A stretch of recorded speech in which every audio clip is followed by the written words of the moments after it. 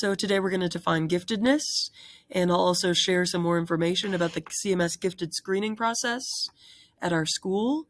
You're going to have a chance to analyze with me some of the identification rubrics used using the new gifted plan for 2022 to 2025. Standard 1. So our state requires that our district develops clearly outlined procedures for identifying and serving gifted students.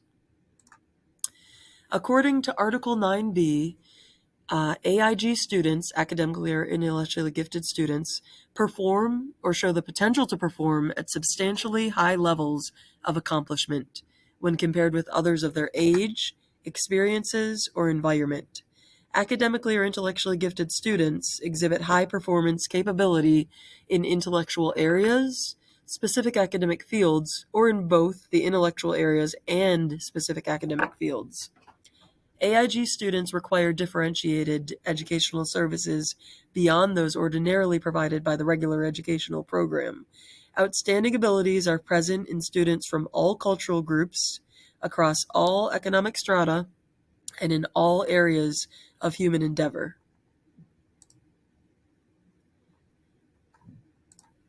CMS has 5 ways that students can identify as gifted. You can see on the left side the 5 different identification labels. Then there's a brief description of each, as well as the pathways to the areas of demonstration. All right, so the CMS gifted screening process.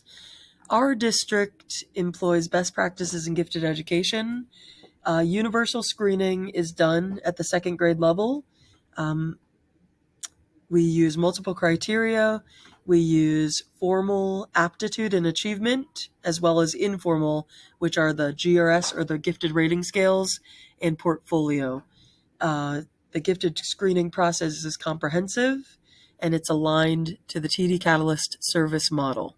It provides multiple pathways for students to identify as gifted. We have the 2nd grade timeline here. You can see in this flow map, the green shows you the universal screening that's done. So in 1st grade in the spring, the GRS or the gifted rating scales are completed by classroom teachers. Then in the fall, the cognitive abilities test or the COGAT is administered. In 2nd grade fall as well, the MAP, measure of academic progress, is administered. That's for achievement.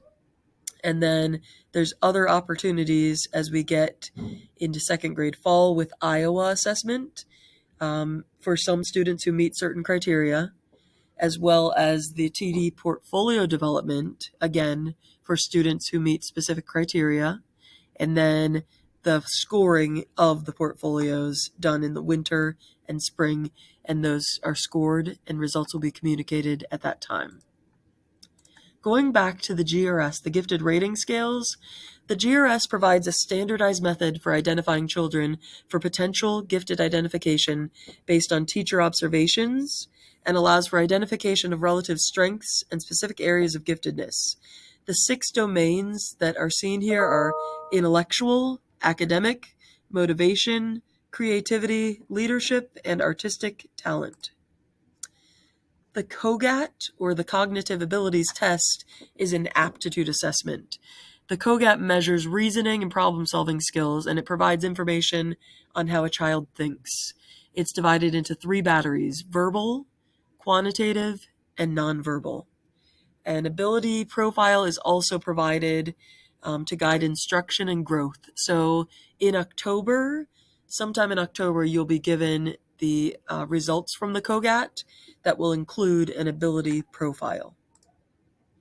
Moving on to the measure of academic progress, or the MAP. MAP assesses achievement in both reading and math. So MAP will be used as an achievement data point for everyone in the identification process. COGAT and GRS will be paired with MAP to determine gifted eligibility. Students who do not identify with MAP may have an Iowa opportunity if they meet certain criteria. And that Iowa assessment. So Iowa assessments also measure achievement, Whereas the COGAT measures aptitude, the MAP and the Iowa assessments measure achievement, and both reading and in math. Students must meet all criteria in order to participate in this assessment.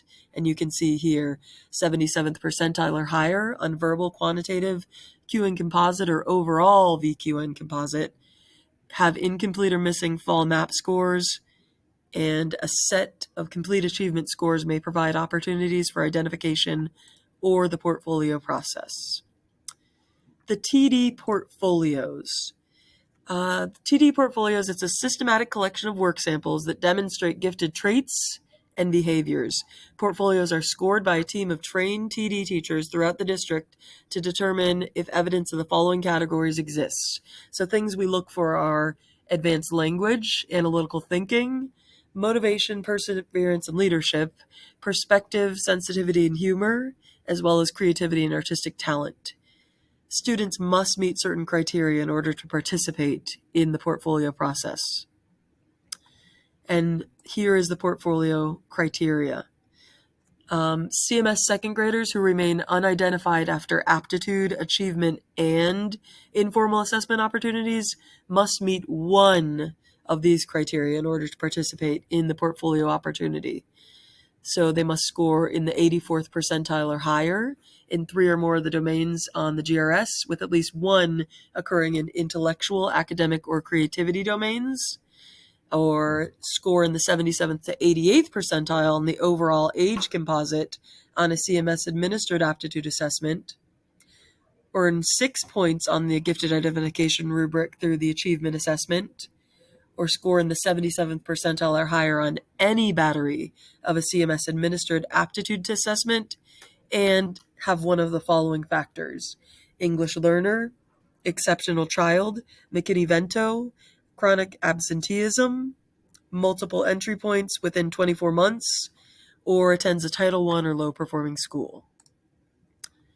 So why do you keep hearing about the 77th percentile?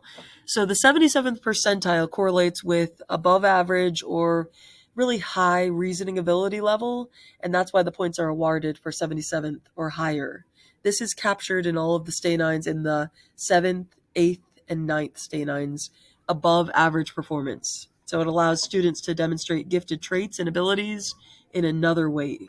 So it creates this comprehensive learner profile. In the same way, GRS follows the same percentiles. It's used as a first range screening instrument. Teachers rate students via observational checklists in the 6 domains that we mentioned. And the GRS scores are not used in isolation. They're used in a combination with GRS and COGAT, GRS and portfolio, GRS and MAP scores. The higher the student's T score or percentile on one or more of the gifted scales, the more likely the student is gifted.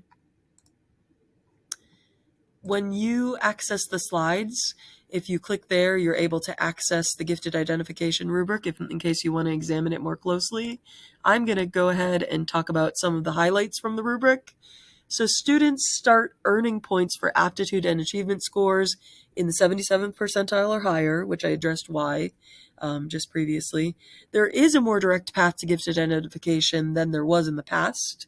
So once a student identifies as gifted in some capacity, the process stops. We don't keep trying to determine what else they could possibly identify as. There are multiple pathways, though, for students to identify as gifted within CMS. And this is what the rubric looks like. So you can see there's a lot of detail here. Ms. Goodnight and I go through one of these for each child as part of the universal screening to determine identification. And moving on, you can see the 5 different ways that they can identify as gifted. The definitions align with the state definitions, and there's multiple pathways in identifying in a variety of capacities. They have multiple opportunities to demonstrate their areas of strength, which you can see.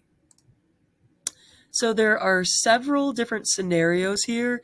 I'm just going to go through a couple of them so you can kind of see, and then feel free to refer back to the slides to look more closely at the others if you'd like. Student A, you can see their scores from COGAT, the Cognitive Abilities Test. You can also see their reading and math MAP scores, as well as their gifted rating scales using those 6 domains that I mentioned. Looking at the rubric, you can see highlighted here, they got 2 points on the aptitude battery for single subject identification for math, as they got a 77 quantitative score for COGAT, and then moving down here for their math map, they had a 96 for math map, and the 96 percentile got them 4 points. So the 4 points plus the 2 points got them a total of 6 points to identify as academically gifted math, single subject in math. Okay, there's another one here. You can see some of their data. You can see their COGAT, their MAP, their GRS. So they earned 6 points for being in the 89th to 95th percentile with COGAT, which you can see their verbal and quantitative scores over there. So they earned 6 points. And then if you look at the identification pathways on the right side, they identify as IG, or intellectually gifted, through those 6 points. There are a few more scenarios that, in the interest of time, I'm not going to go through here, but feel free to study those. So beyond the second grade universal screening, unidentified students may be considered for rescreening after a period of at least 24 months. That's the really important part there. All decisions regarding rescreening are conducted at the school level, and they're determined by the TD site-based committees. Multiple data points are used to make decisions. And this is something that we work on a lot, and we're in the process of doing so right now. Screening process includes formal assessments, the COGAT combined with achievement scores, such the EOG or the MAP. And the screening window for the 3rd through 5th graders typically occurs through fall and winter. So it's not a quick thing. It's something that we're working